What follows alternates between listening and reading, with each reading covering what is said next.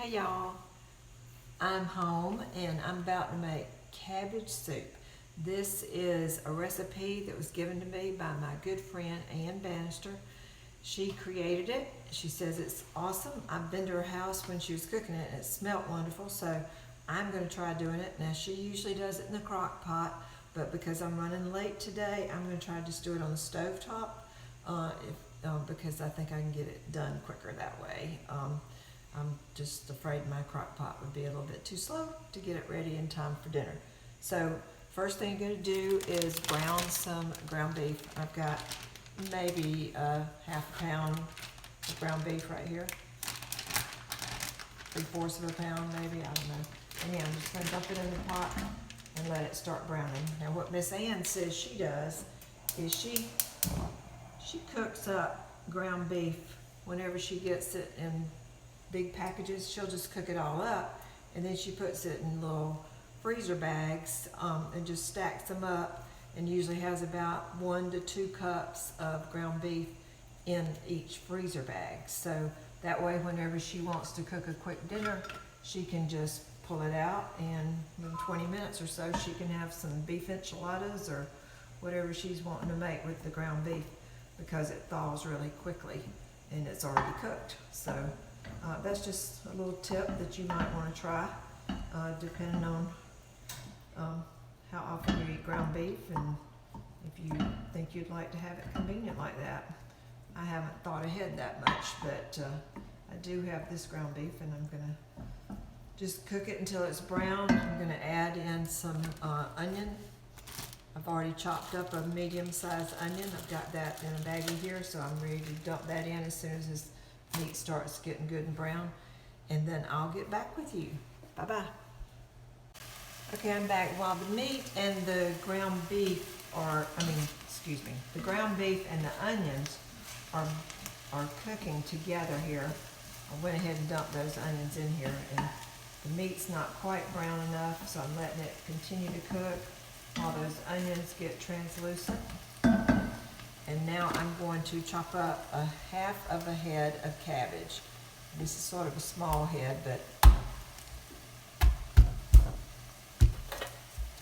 you just chop it. I'll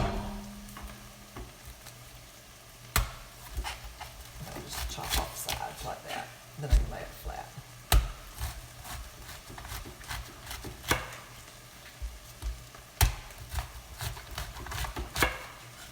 That's about a half of a head that's left, so now I'll just chop this up into, I don't know if you can see this, how I'm chopping it.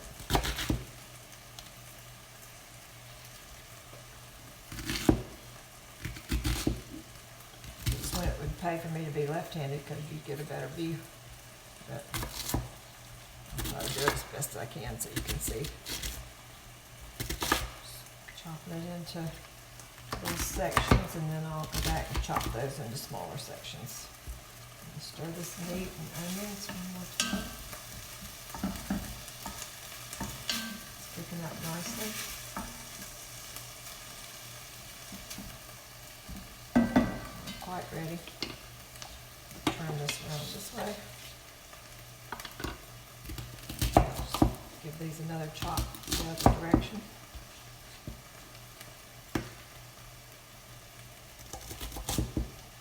Gets them into about 1-inch pieces, which are manageable.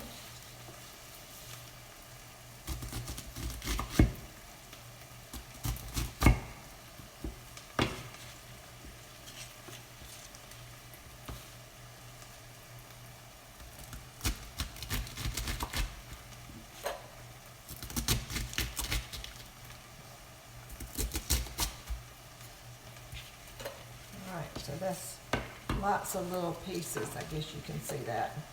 Real rough chopped here. So,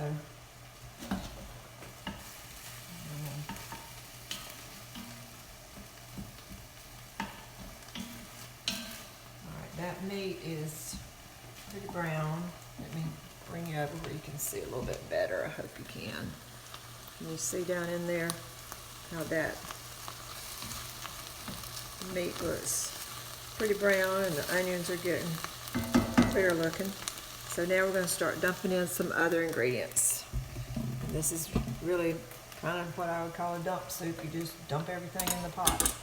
So I'm gonna dump this cabbage in next.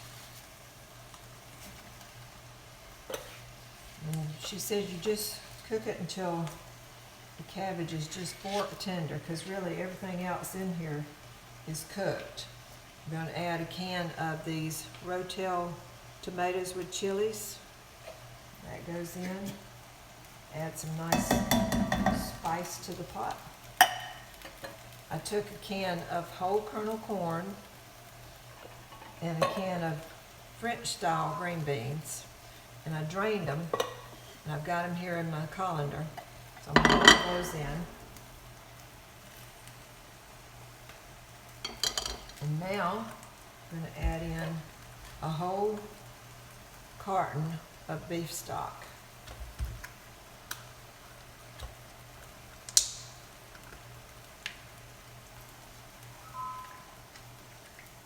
And then we're just going to let this cook until that cabbage is tender.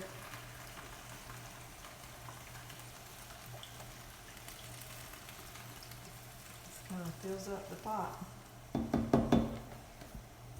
And stir it and I'll let you see what it looks like.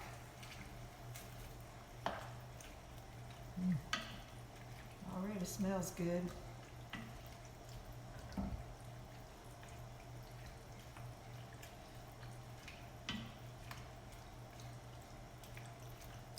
Let you see this.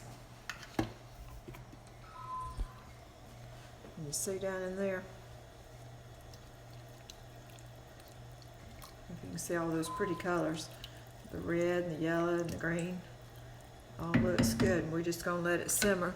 I'm going to cover it up and let it simmer on low for a little while, and then we'll see how it looks, and I'll get back with you. Hey y'all, I'm back. This soup is smelling wonderful. It is done. I'm just keeping it warm now until time for dinner. Got probably about another hour. So I'm gonna keep it warm, and I'm gonna make some cornbread. But I wanted to show you this soup. It looks delicious. Hope it tastes that way, but look at that. Does that look good? I mean, it looks yummy to me. I want to tell you what else I added to it, because I didn't film it when I was adding it, but I added 2 tablespoons of Worcestershire sauce, a teaspoon of salt, a half a teaspoon of pepper, a teaspoon of garlic powder, and then I added 2/3 of a cup of ketchup. That's what really gives it that reddish color there. So I'm going to taste this. I'll let this cool off just a minute. I want to taste it and make sure it's really good, because it sure looks it. Oh, that broth is delicious. Yep, this is going to be a big hit. And it's going to go great with the cornbread I'm going to make. So I'm not going to film that, but I'll probably do it another day. Anyhow, I want to talk to you about a little something else right now. Hold on one second. Yesterday I was kind of having one of those days, you know, it felt like a Monday even though it was a Thursday. It was just one of those days where you have a lot of frustrations. I know that, you know, not everything goes perfectly like you want it to. And I just did a lot of praying. And I wanted to read a verse to you. This is kind of like a life verse for me, my daughter, my granddaughter. We just love it. It's Jeremiah 29:11. But most people don't read on to the next verse after that. And I wanted to read this to you just so you can turn to this if you need it, if you're having a rough day too. It says, "For I know the plans I have for you, says the Lord. They are plans for good and not for disaster, to give you a future and a hope." And that's usually where everybody stops. But then it says, "In those days when you pray, I will listen. If you look for me wholeheartedly, you will find me." To me, that's just wonderful. That just a constant reminder that God listens to our prayers. It can be a prayer for the most trivial or insignificant thing, but it may be something big to you, and it's what's really something that's really causing you to have a bad day, and you just have to turn it loose to the Lord sometimes. I mean, there's some things you just can't solve, and you just have to pray that it'll all turn out right. And amazingly, God always does it. It turns out the way He plans for it to be. So, love you all, and hope you have a great dinner tonight. I know we're going to enjoy our soup and cornbread, and I will talk to you tomorrow. Bye-bye.